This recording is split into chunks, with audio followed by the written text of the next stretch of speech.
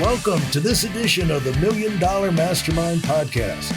This is where we pick the brains of high achievers from all walks of life and get their hard-earned, real-world insights on winning. I'm your host, Larry Weidel.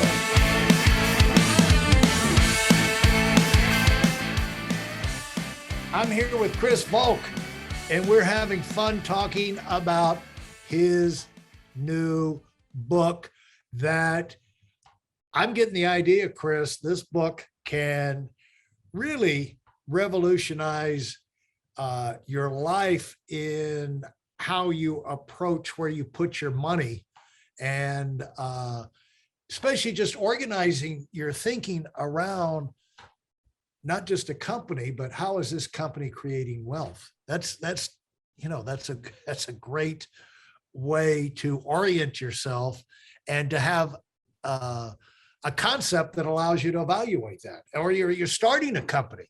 It allows you, like, the old Stephen Covey thing, start with the end in mind.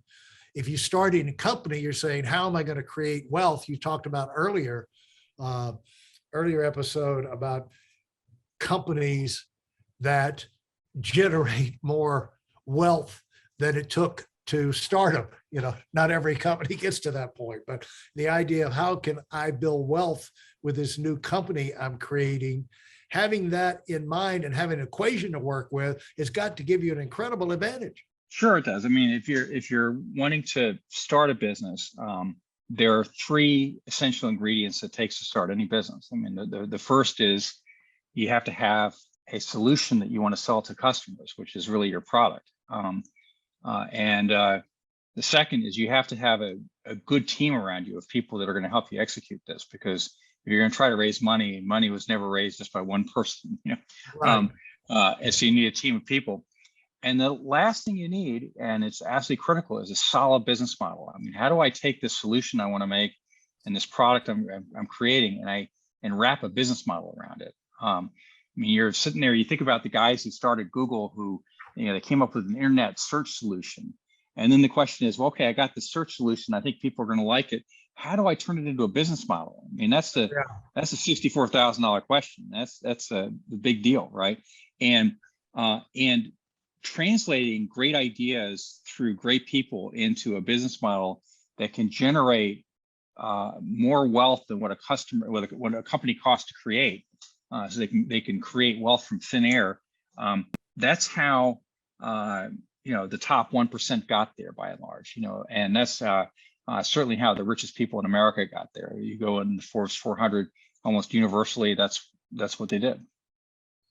And so, talk me through how a person would do that who's just getting familiar with the concept.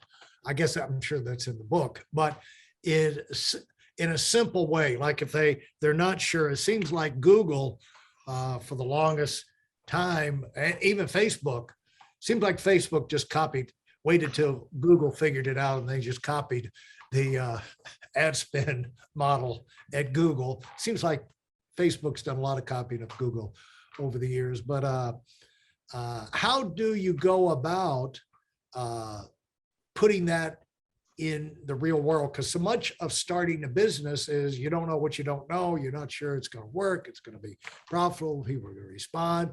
How can you get to that point?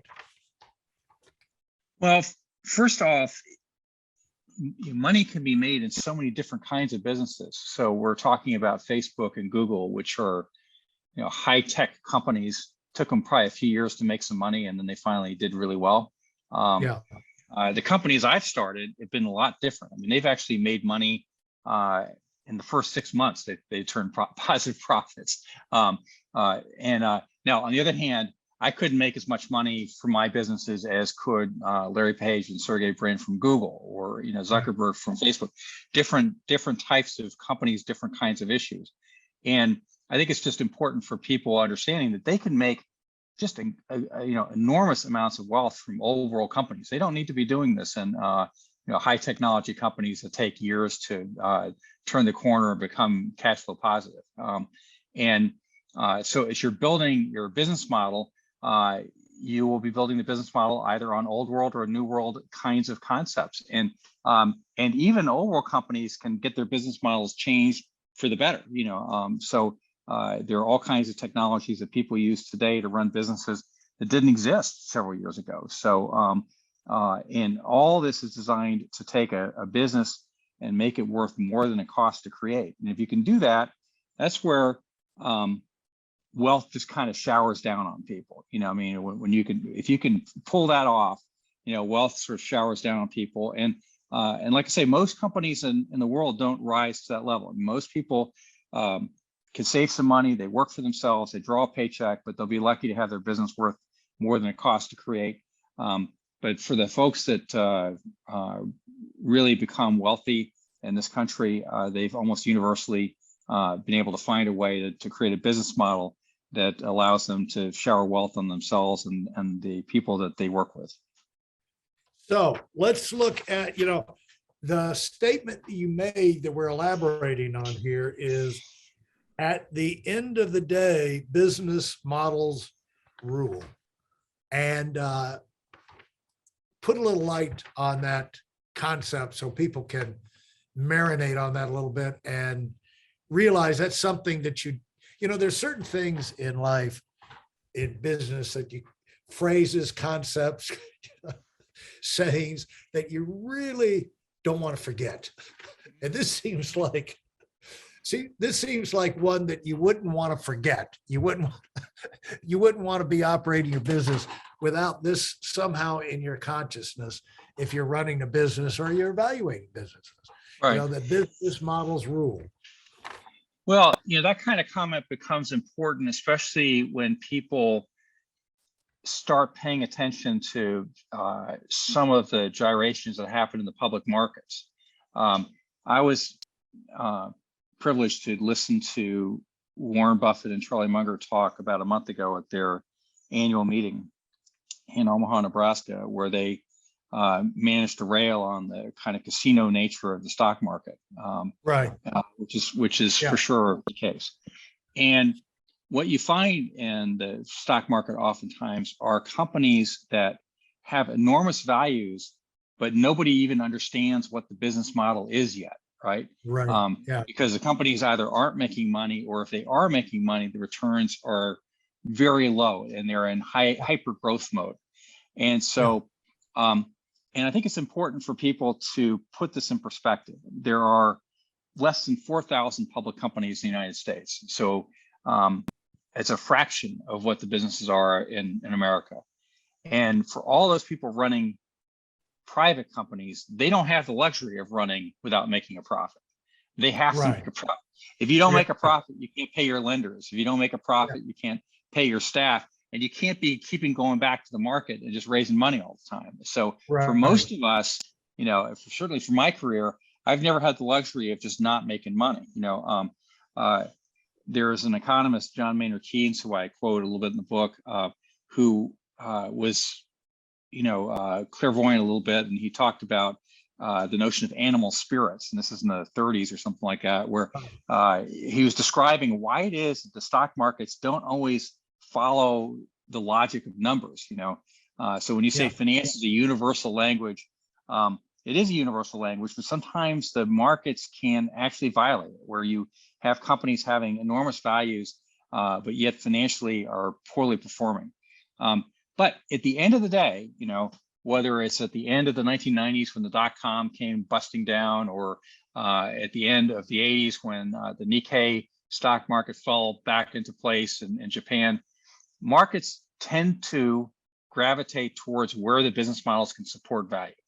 And so at the end of the day, if you're focusing on what really matters over the long term is business models. They are the only thing that matters. And the rest of it is kind of noise. And for us in the private world, especially, the business model is everything.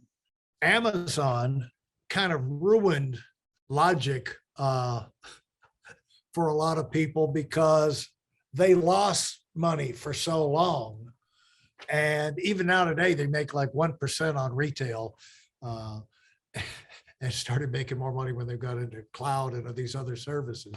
But how did How do you explain, or how did you look at Amazon when they came along? We're so far in the hole from, or took so long to make money. Well, if I were looking at them even today, Larry, I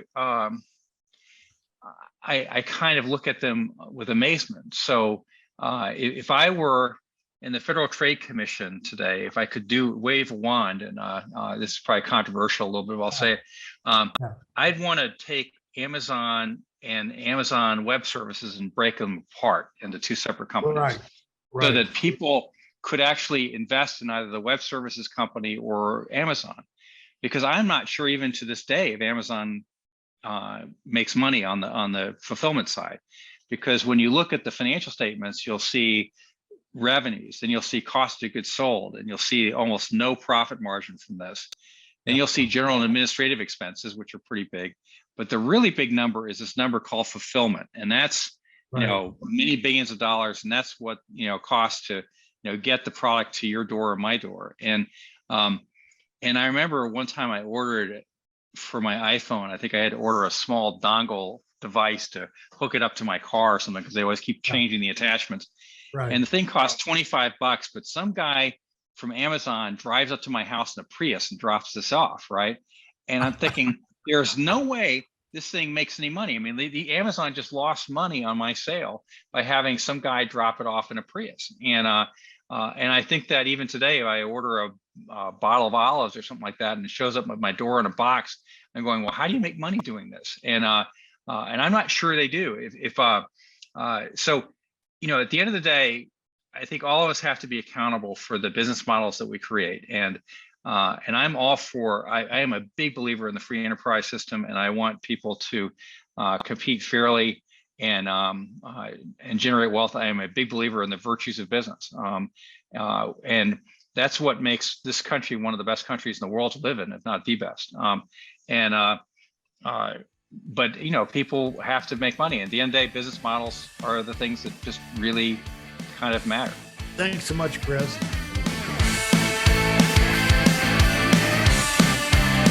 Thanks for listening to the $1 Million Mastermind. If you felt there were any valuable takeaways from this episode, please take a minute and leave us a 5-star review. Your feedback is important and really helps us get the word out to a wider audience. Remember, we have a valuable webinar that is absolutely free. Register for it right now at whitealumwinning.com. Thanks for listening.